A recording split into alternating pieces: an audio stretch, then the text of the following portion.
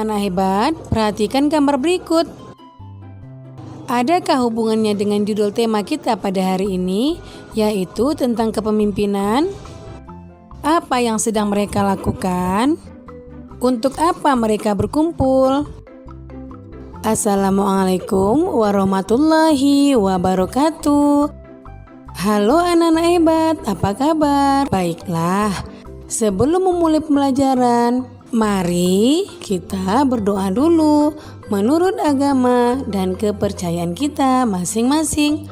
Berdoa mulai.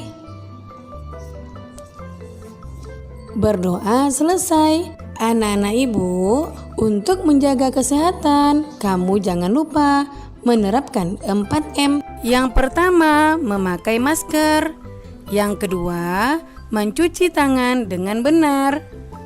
Yang ketiga, menjaga jarak. Dan yang keempat, menghindari kerumunan agar kita semua terhindar dari virus corona. Hari ini kita belajar tema 7, kepemimpinan, subtema 1, pemimpin di sekitarku. Pembelajaran 1, tonton sampai habis ya, jangan di skip. Tujuan pembelajaran kita hari ini adalah sebagai berikut. Yang pertama, muatan bahasa Indonesia KD 3.3 dan 4.3. Menggali isi teks pidato yang didengar dan dibaca. Anak-anak hebat, jawablah pertanyaan berikut ini. Kemudian cocokkanlah jawabanmu dengan jawaban berikut ini. Yang pertama, menurutmu kegiatan apa yang ditunjukkan pada gambar tersebut? Ya, orang-orang sedang melakukan rapat atau musyawarah. Pertanyaan kedua, apakah kamu pernah menyaksikan rapat RT di lingkunganmu? Ayo ceritakan. Ya, tentu saja pernah. Contoh jawabannya, ketika akan memperbaiki jalan perkampungan, rumah yang saya tempati dijadikan tempat pelaksanaan rapat atau musyawarah persiapan perbaikan jalan. Saya turut membantu menyiapkan konsumsi bagi peserta rapat atau musyawarah. Dalam rapat tersebut dibentuk panitia perbaikan jalan. Peserta musyawarah dengan penuh antusias dan penuh kekeluargaan menyampaikan pendapat mereka masing-masing. Kemudian, pertanyaan ketiga, apa yang harus dilakukan oleh seorang pemimpin? Iya, seorang pemimpin harus mampu memimpin jalannya rapat dengan baik, mampu mengorganisasikan kegiatan rapat, menampung pendapat, mengatur kegiatan rapat, mampu mengelola dengan baik bila ada konflik, mengambil keputusan, serta mampu memecahkan masalah. Kemudian, pertanyaan keempat, menurutmu kemampuan apa yang harus dimiliki oleh seorang pemimpin? Ya, mampu mengorganisasikan anggota, kemampuan manajerial atau pengaturan, kemampuan memecahkan masalah atau problem solving, mampu mempersatukan anggota. Kemudian pertanyaan terakhir, apakah kamu ingin menjadi pemimpin? Ya, tentu saja ingin. Saya ingin menjadi pemimpin. Nah, alasannya adalah saya bisa melakukan perbuatan dengan cepat apa-apa yang menurut saya kurang baik dengan saya sebagai penggerak atau pelopor utama. Langkah-langkah awal yang saya ambil dalam mempersiapkan diri sendiri jadi pemimpin adalah dengan tekun belajar, beribadah dengan tekun, berinteraksi dengan baik terhadap lingkungan sekitar, mengembangkan sikap toleransi, dan sebagainya. Ada banyak pemimpin di lingkungan sekitar kita. Pemimpin apa sajakah yang ada di lingkungan sekitarmu? Anak-anak hebat, bacalah bacaan berikut berjudul Ibu RT Sang Pemersatu. Semangat ya!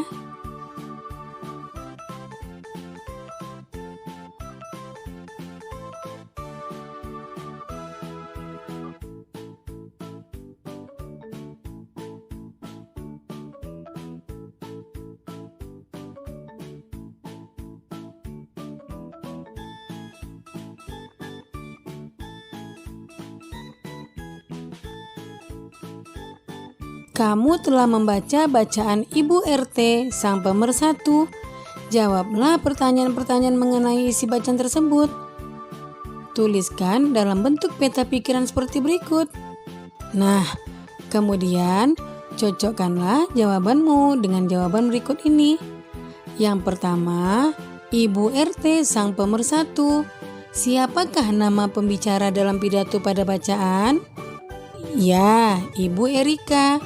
Yang kedua, siapa pendengar pidato? Ya, warga kampung Sehat Melati.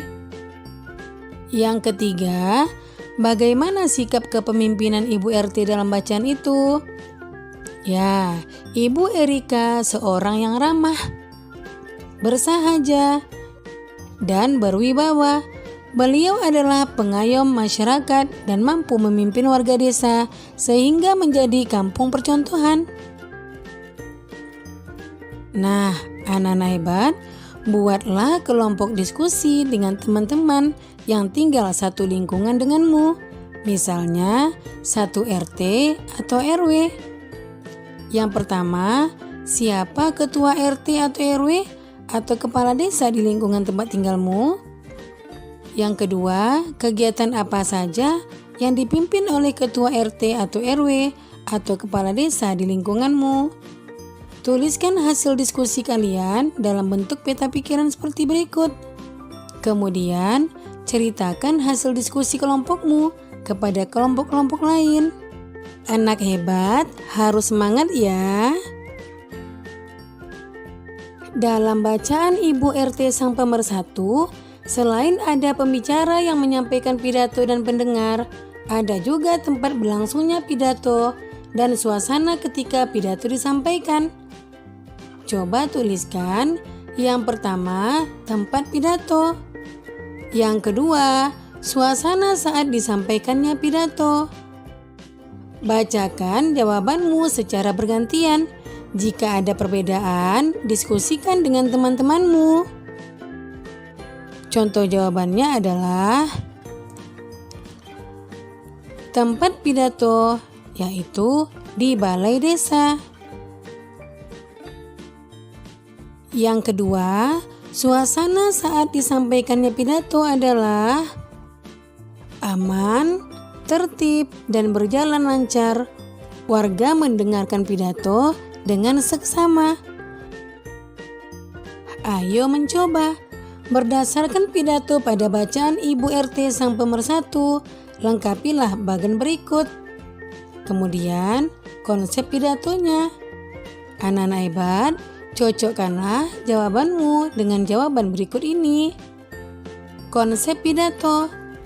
Temanya adalah rencana program Posyandu. Pembicara Ibu Erika. Pendengar warga kampung Sehat Melati. Tempat Balai Desa Sehat Melati. Urutan isi pidato. Yang pertama, pembukaan. Yang kedua, memotivasi warga kampung Sehat Melati. Yang ketiga, menjelaskan pentingnya kesehatan. Yang keempat, mengajak peran serta seluruh lapisan masyarakat. Dan yang kelima adalah penutup. Yang kedua, muatan IPA KD 3.2 dan 4.2 menghubungkan ciri pubertas pada laki-laki dan perempuan dengan kesehatan reproduksi. Tapi sebelum kita lanjutkan, jangan lupa kamu tekan tombol like, komen, share, and subscribe ya apabila video ini bermanfaat. Terima kasih. Ibu Erika seorang ketua RT yang hebat. Ya, perempuan dan laki-laki mempunyai kesempatan yang sama untuk menjadi pemimpin yang baik. Ayo berdiskusi. Amatilah gambar berikut. Apa perbedaan fisik laki-laki sebelum dan setelah masa pubertas? Nah, perbedaannya adalah sebelum masa pubertas, yang pertama, suara belum berat dan besar. Yang kedua, bahu dan dada belum melebar atau lebih bidang. Yang ketiga, belum tumbuh jakun pada leher. Yang keempat, belum tumbuh kumis, jambang, dan jenggot. Yang kelima, belum tumbuh rambut pada ketiak dan alat kelamin. Sedangkan setelah masa pubertas, yang pertama, suara sudah lebih berat dan besar. Yang kedua, bahu dan dada sudah melebar atau lebih bidang. Yang ketiga, sudah tumbuh jakun pada leher. Yang keempat, sudah tumbuh kumis, jambang, dan jenggot. Yang kelima, sudah tumbuh rambut pada ketiak dan alat kelamin. Perubahan fisik selama masa pubertas kemungkinan akan mempengaruhi kegiatanmu sehari-hari.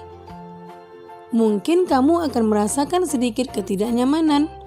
Berikut beberapa cara menyikapi masa pubertas yang akan kamu alami. Yang pertama, menjaga kebersihan tubuh. Yang kedua, menjaga kesehatan dengan memilih makanan sehat dan berolahraga. Yang ketiga, hati-hati dalam bergaul dengan lawan jenis. Yang keempat, memilih bacaan dan tontonan yang sesuai umur. Dan yang kelima, rajin beribadah sesuai agama masing-masing. Dari pembelajaran pada tema 6, kamu telah mengetahui masa pubertas. Kamu juga telah mengetahui cara menyikapi masa pubertas. Coba buatlah rencana karya berisi cara menyikapi masa pubertas. Kerjakan bersama kelompokmu. Kamu dapat membuat poster atau buklet sederhana. Tuliskan rencana karya yang akan kamu buat dalam bentuk seperti berikut. Nah, contohnya seperti ini. Rencana karya, jenis karya, poster, bahan dan alat, antara lain kertas karton warna putih, cat poster, pensil, penghapus, spidol, kuas, gambar dari koran bekas atau majalah. Nah, isi dalam karya berupa perilaku dan kebiasaan positif yang harus dilakukan oleh siswa dalam menyikapi masa pubertas, dan dalam bentuk sebuah tulisan yang singkat dan didukung oleh gambar-gambar yang sesuai. Nah, anak-anak hebat, pengetahuan apa yang kamu pelajari hari ini? Keterampilan apa yang kamu latih pada hari ini? Sikap apa yang kamu kembangkan pada hari ini? Nah, demikian video pembelajaran Ibu kali ini. Semoga bermanfaat ya. Jangan lupa kamu jaga kesehatan, ikuti protokol kesehatan, tetap di rumah, dan semoga wabah COVID-19 cepat berakhir dan anak-anak Ibu bisa datang ke sekolah lagi, bertemu teman-teman dan guru yang dicintai. Sekian, Assalamualaikum warahmatullahi wabarakatuh.